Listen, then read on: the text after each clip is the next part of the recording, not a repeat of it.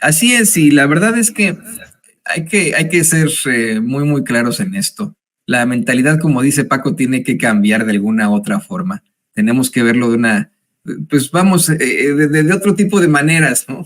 Cuando antes tal vez de forma muy ignorante se consideraba un tabú el poder hablar una lengua indígena, un idioma indígena, de origen indígena. Hoy yo lo veo como una situación de orgullo. A mí me llama mucho la atención y hasta me da envidia de la buena el poder escuchar a que una persona nos pueda hablar en su lengua, y me da coraje el no poderla hablar yo. También te saludo con mucho gusto, querido Jaime, ¿cómo estás? Bienvenido. Antonio, ¿cómo estás? Muy buenos días. Don Francisco, un placer como siempre compartir espacio. Pues fíjate que yo creo que esto, pues evidentemente es una de las taras sociales que venimos arrastrando desde hace mucho tiempo, ¿no?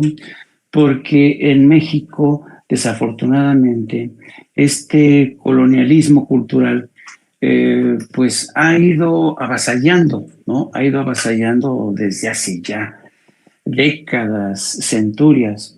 Pero yo creo que valdría la pena llamar la atención sobre el hecho de que aproximadamente hay estudios realizados por la UNESCO, según los cuales cada dos semanas muere una lengua en el mundo. Y es muy triste, ¿no? Yo recuerdo cuando murió, por ejemplo, el dálmata, una lengua que ya no se practica en el mundo. Y cuando muere una lengua, cuando muere porque ya no se usa, se le ha sacado del paisaje demográfico, cultural, existencial de un país, pues se pierde mucho, se pierde un mundo, ¿no?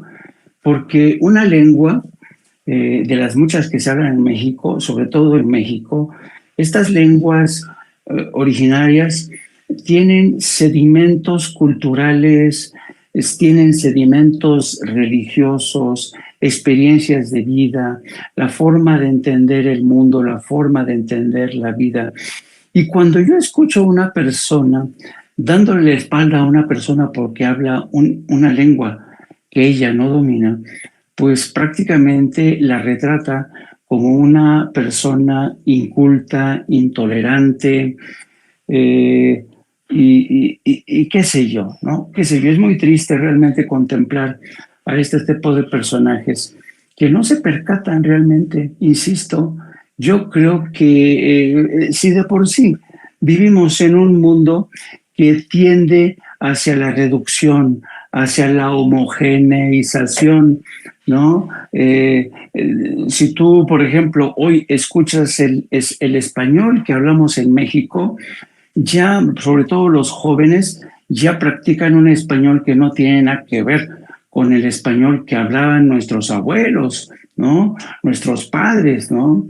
Hoy, yo me acuerdo que, por ejemplo, una vez estando en Washington, una camarera centroamericana me preguntó, oiga, ¿usted es mexicano?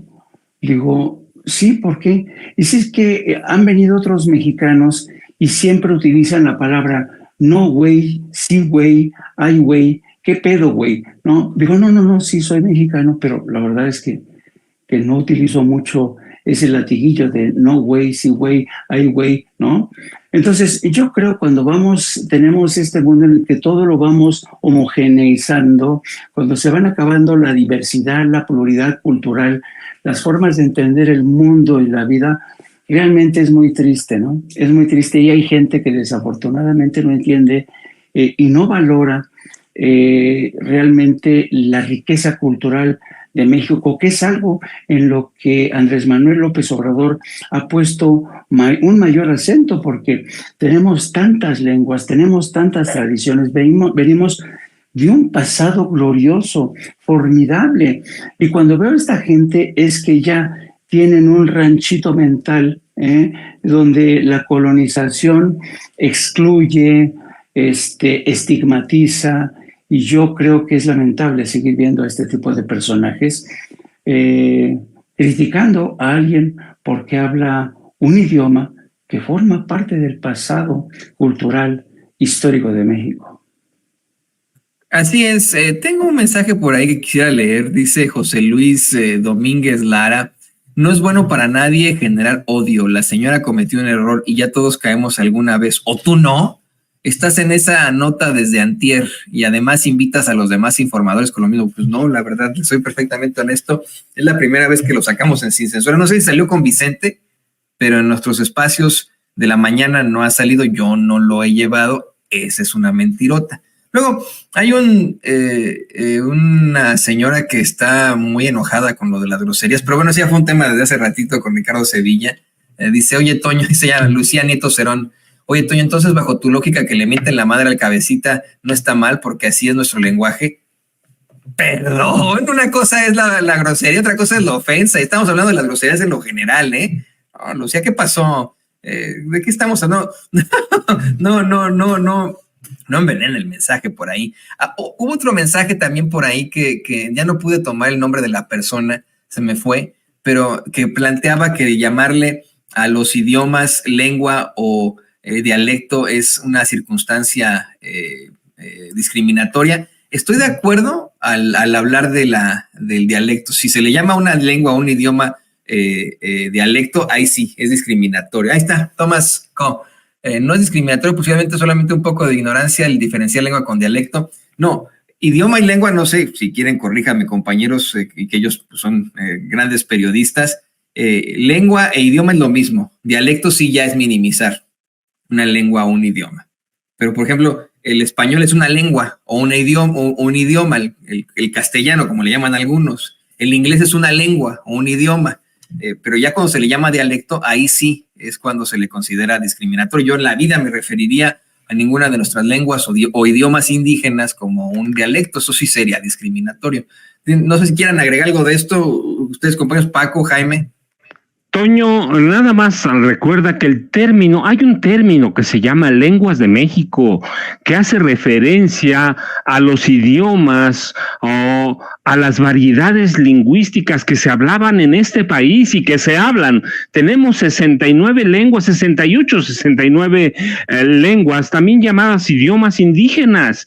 Y si hablamos de inclusión, de no exclusión en este momento, mira, no importa cuántas veces se repita, estamos en un momento en que la discusión se presta para mencionar cuantas veces sea posible la diversidad cultural de este país.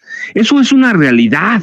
Que nadie la quiera ver o muchos no la quieren ver, ese es otro problema, pero cuando surge un señalamiento como esta legisladora, que además creo que es la presidenta de la legislatura allá en Veracruz, no, hay que difundirlo, hay que difundir el respeto que merecen a los hablantes de las lenguas indígenas. Estamos en un momento, decimos, hay que decir todes, hay que decir lo que tú quieras que quieran decir todexa, vamos a hablar de inclusión, empecemos por eso.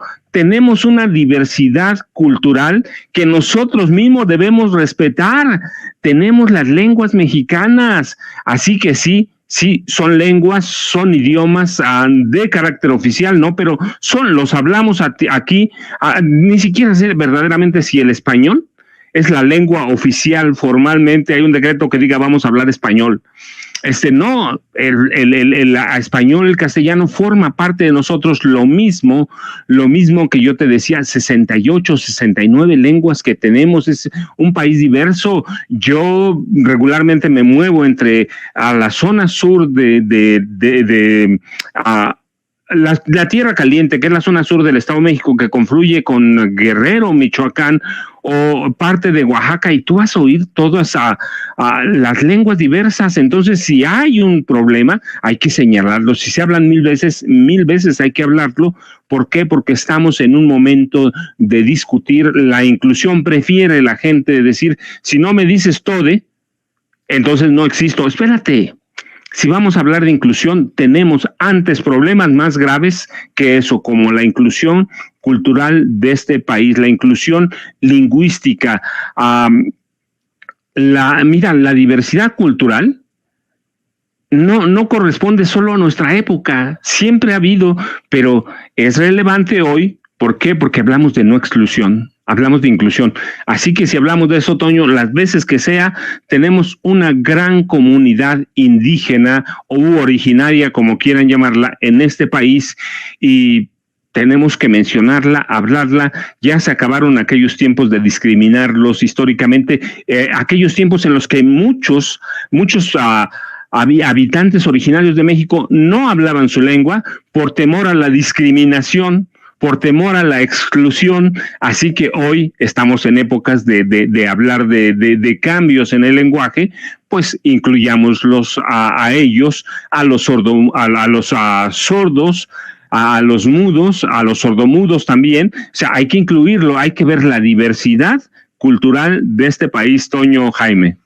No, y aparte a la imposición, hay que pensar en la imposición. Lenguas o idiomas como el inglés y el español han sido impuestos de la forma más vil y asquerosa en nuestra sociedad. El español, por ejemplo, mire, desde la península ibérica y la cantidad impresionante de problemas a las que se enfrentan ahora las comunidades autónomas precisamente por esta imposición del español, como pues obviamente en toda Latinoamérica, en la que yo creo que en definitiva llegará el momento en el que podremos llamar a nuestras lenguas, a nuestros idiomas, ya no español, sino mexicano, guatemalteco, salvadoreño, nicaragüense, hondureño, peruano, colombiano, argentino. Estoy convencido de eso. No sé si quieres cerrar tú con algo, mi querido Jaime. No, yo suscribo todo lo que ha dicho el maestro Paco Cruz, que es un pozo de sabiduría, mi querido Paco Cruz, pero solamente añadiría que ya Paco ha hecho un alegato a favor de la inclusión y yo por eso lo secundo, pero yo también querría advertir contra la amenaza de la exclusión, porque no hay que olvidar que, y no han sido pocos los casos, en que niños que acuden a escuelas en el Estado de México han sido buleados, a alguien le han prendido fuego por hablar su idioma, por tener un color de piel distinta. Entonces, esta funcionaria tendría que tener en mente eso, que este tipo de pronunciamientos, de expresiones, se traducen luego en las escuelas, en racismo, marginalidad, exclusión y violencia contra niños, insisto, que han sido violentados, buleados. Yo recuerdo el caso de este niño al que le prendieron fuego porque hablaba una lengua indígena, no me acuerdo si era alguna lengua del Estado de México, no recuerdo en estos momentos. Pero eso te habla de la intolerancia que se introyecta desde funcionarios a cabezas de familia, instituciones, y que luego se ceban en las carnes de seres inocentes. Sí, exactamente.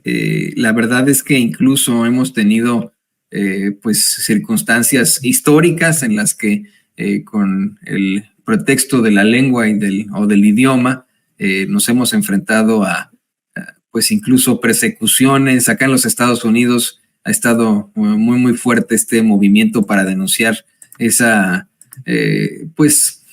persecución que hubo en contra de las comunidades originarias, en las que se ponía a los niñitos y niñitas en escuelas manejadas por la Iglesia Católica y se les prohibía hablar su propio idioma, se les castigaba, no les permitían realizar sus propias tradiciones, y esto incluso pues llegaba a la violencia.